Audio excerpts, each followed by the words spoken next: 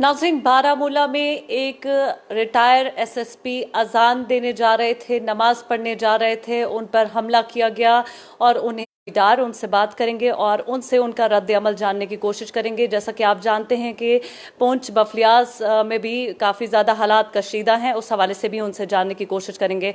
इमरान साहब, आपका पहले तो लेकिन उनको पकड़ा गया, और साथ ही साथ पुंछ का भी बताइएगा, इस हवाले से आपका क्या रद्द अमल है? देखिए, हम तो कई सालों से चिल्ला रहे हैं, और ये जो आज की गवर्नमेंट है ये सिर्फ बहरी ही नहीं है, अंधी भी है। क्योंकि इनको ऑन ग्राउंड जो हालात दिख नहीं रहे हैं, या तो ये सुनना नहीं चाहते हैं, ये एक मेक बिलीफ वर्ल्ड जो होता है उसमें रहना चाहते हैं। इनके इर्द गिर्द जो एक इकोसिस्टम है जो इनको बोलते हैं यहाँ पे पीस हो, यहाँ पे लोग अमन के साथ रहें, खुशहाली के साथ रहें, लेकिन अंडरलाइंग कुछ प्रॉब्लम्स हैं जो गवर्नमेंट को पहले एक्नॉलेज करनी नहीं करेंगे, उनका तदारुक भी नहीं होगा, उनका जो है हल भी नहीं होगा। तो जब तक पहले गवर्नमेंट एक्नॉलेज तो करे, गवर्नमेंट तो बोलती रहती है हाँ सब ठीक है। इसी हवाले से मैं आपसे पूछना चाहूंगी कि गवर्नमेंट के हवाले से अगर बात करें तो कहा जाता है कि दफा 370 से पहले यहाँ पर हालात काफी ज्यादा कशीदा थे, उसके बाद हटने के बाद हालात काफी ज्यादा बेहतर हो गए हैं, कदरे बेहतर हैं। तो लेकिन पत्थरबाजी में कमी आ गई है और बाकी मिलिटेंसी का ग्राफ जो है वो कम हो गया है। तो ये फिर ये टारगेट किलिंग्स क्यों? देखिए, कुछ हद तक जैसा आप बोल रहे हैं, हाँ मैं मानता हूं, हम बार बार बोलते हैं कि स्टोन पेल्टिंग के इंसिडेंट्स नहीं हुए, एग्रीड, लेकिन गवर्नमेंट खुद एतराफ़ करती है कि कितने एक्टिव इस टाइम पे मिलिटेंट्स हैं। और अगर आप नंबर्स देखेंगे, वही नंबर 2016 में थे, वही नंबर आज भी हैं। तो बार बार हम ये नहीं बोल रहे हैं कि ग्राफ इंक्रीज होगा या इनको सिचुएशन के बारे में पता नहीं है। मैं फिर से उसी बात पे आऊंगा, जो अंडरलाइंग कॉजेज है गवर्नमेंट को वो एड्रेस करने की जरूरत है। अंडरलाइन कॉजेज आपके नजदीक क्या हैं? जैसे क्या, कौन से अंडरलाइन कॉजेज हैं ऐसे जो आपको लगता है जिनका तदारुक हो सकता है और गवर्नमेंट को उन चीजों पर काम करना चाहिए? सबसे पहले जिस तरीके से यहाँ पर लोगों में इंतशार डालने की कोशिश जो कर रहे हैं, जो जैसे 370 जिस तरीके से छीना गया, उससे भी लोगों के यहाँ दिल मजरू हो गए।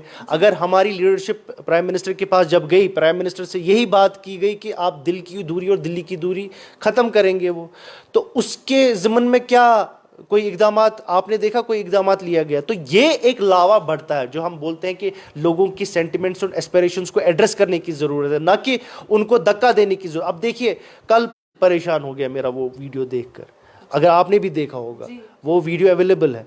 तो इन सब चीज़ों से लोगों में आपको क्या, और किस तरीके से इनको मारा गया है, इसकी पूरी शफाफ तरीके से जो है गैर जानिबदाराना तहकीकात की जाएगी। तो इस हवाले से क्या कहेंगे? देखिए, हमने ये डिमांड की है कि एक इम्पार्शियल और जुडिशल प्रोब होना चाहिए, टाइम बाउंड प्रोब होना चाहिए, जैसा आप बोल रहे हैं, उन्होंने बोला है। तो हम वेलकम करते हैं अगर सही मानों में वो रियलिटी में ऐसा होगा। बट खदशात लग रहे हैं, बिकॉज जो पुराना एक केस था अमशीपुरा एनकाउंटर में, जहां पर मेजर को सेंटेंस भी मिली थी, उसके बाद उसको भी रिहा किया गया। तो इन सब चीज़ों से ही ट्रस्ट डेफिसिट बढ़ता है, जैसा आपने सवाल पूछा था। इन सब चीज़ों से ही लोगों के खदशात बढ़ते हैं कि शायद फिर से इसको जो है इग्नोर किया जाए। भी क्या कहेंगे? देखिए, वो बहुत ही अफसोस का है, गवर्नमेंट ऑफ इंडिया को हम बार बार बोल रहे हैं कि ये वन ऑफ इंसिडेंट नहीं हुआ, जिसने पहले भी बोला।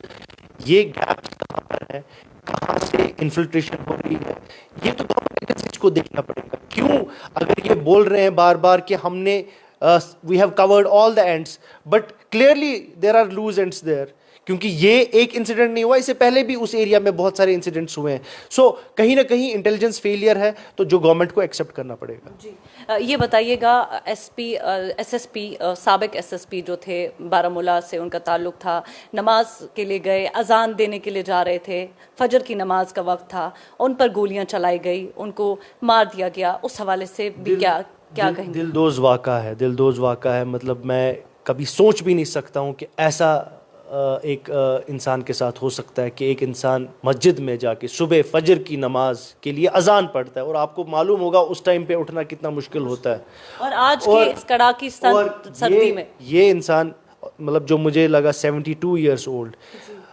कितनी कमिटमेंट थी रिलीजन की तरफ। और मैं ये एक्सेप्ट करने के लिए तैयार, इतना डिस्टर्बिंग है। मैं परसों से सोच रहा हूं कि ऐसा कैसे हो सकता है कि नमाज अजान पढ़ते पढ़ते पीछे से कोई गोली मार सके। बहुत ही दिलदोज वाक़ा है। मेरी पूरी जो इस पर आप क्या मैसेज देना चाहेंगे लेफ्टिनेंट गवर्नर मनोज सिन्हा को और आला ओहदेदारों को क्या मैसेज देना चाहेंगे?